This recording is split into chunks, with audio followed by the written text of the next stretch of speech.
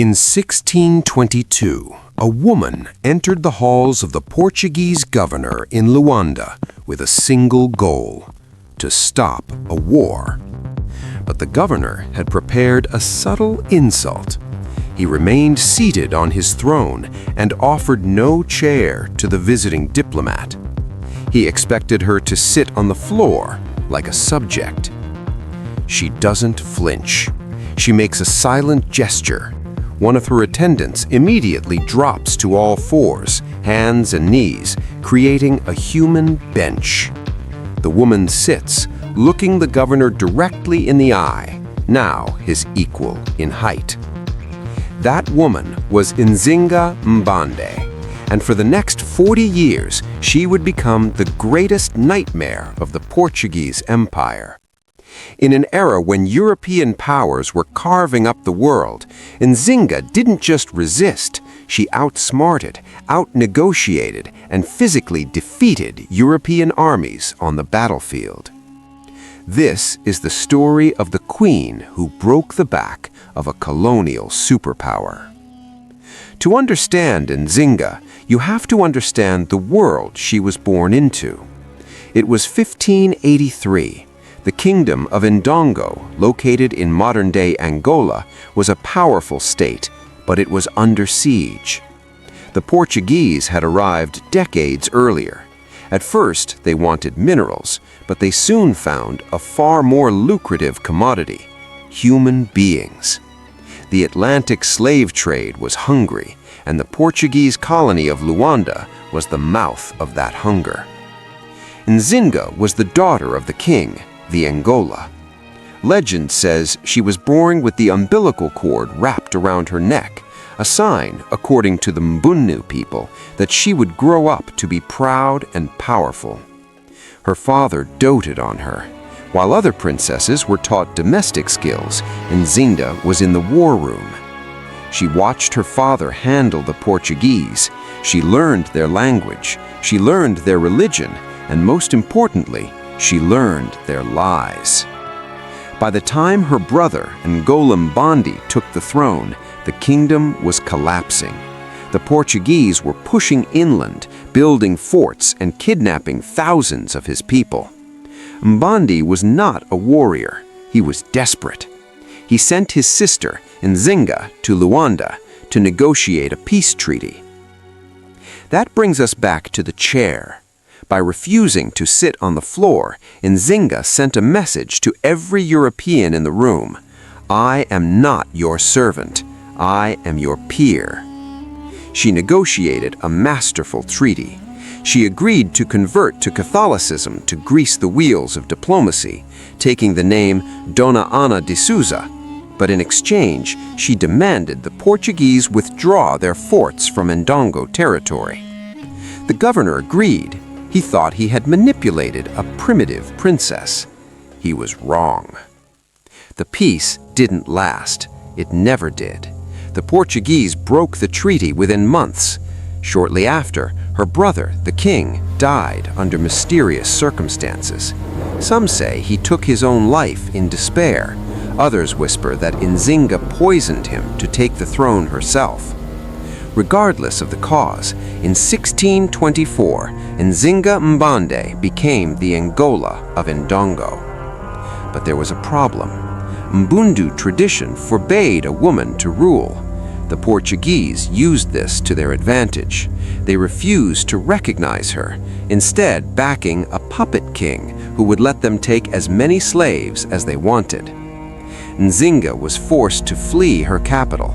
She was a queen without a country, hunted by the most advanced military in the world. But Nzinga was not running. She was relocating. She led her followers hundreds of miles into the interior and conquered the kingdom of Matamba. She didn't just take the land, she transformed it into a sanctuary. She declared that any slave who escaped to Matamba was free. Her army grew by the thousands as runaway soldiers and oppressed people flocked to her banner. And she did something radical. To solidify her rule and mock the patriarchal traditions of the Europeans and her rivals, she began to dress as a man. She led her troops in battle, swinging a battle axe, and reportedly kept a harem of young men whom she forced to dress as women. She was no longer just a queen, she was a god-king of a new militant state. The Portuguese expected a traditional war. They expected the Africans to meet them in an open field where European steel and gunpowder would win the day. Nzinga gave them a different kind of hell. She perfected guerrilla warfare. Her scouts knew every inch of the Kwanza River and the surrounding jungles. Her troops would vanish into the brush, only to reappear at midnight, slit the throats of the sentries, and burn the Portuguese supplies before disappearing again. But Nzinga knew that to win the long war, she didn't just need bravery, she needed her own Europeans. In the 1640s, the Dutch Empire arrived in West Africa, looking to snatch Luanda away from their rivals, the Portuguese. Nzinga saw an opportunity. She became the first African ruler to form a military alliance with a European power against another European power. She sent messengers to the Dutch, offering them a deal. Drive the Portuguese into the sea, and I will be your exclusive trading partner.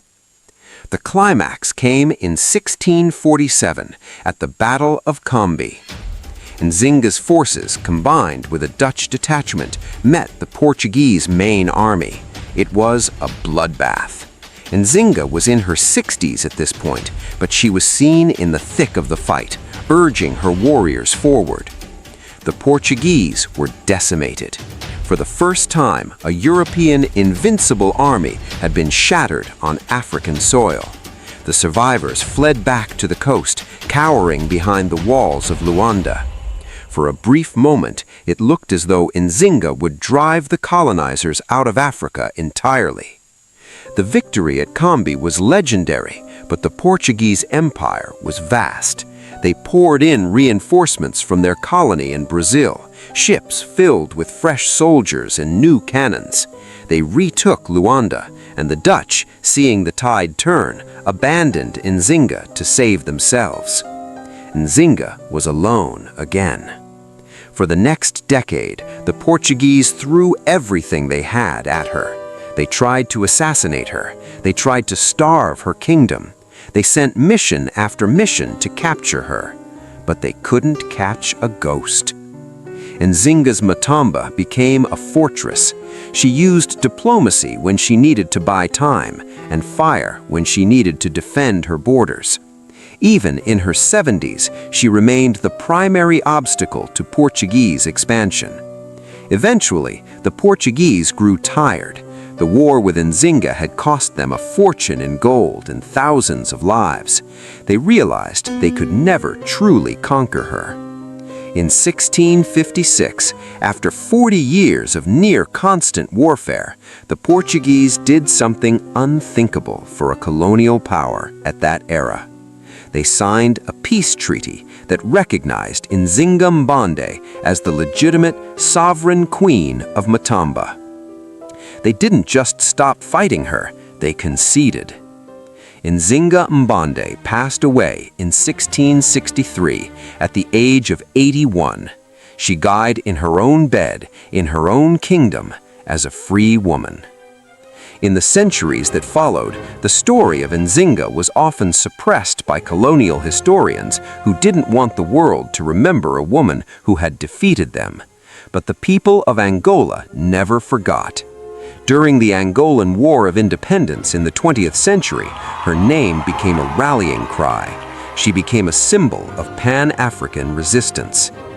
Nzinga wasn't just a warrior, she was a brilliant politician who played the European game better than the Europeans themselves. She proved that the inevitability of colonial conquest was a lie. She remains a reminder that power isn't just about who has the biggest guns, it's about who has the iron will to refuse the floor and demand a chair. History is written by the victors, and in the story of the kingdom of Matamba, the victor was a queen.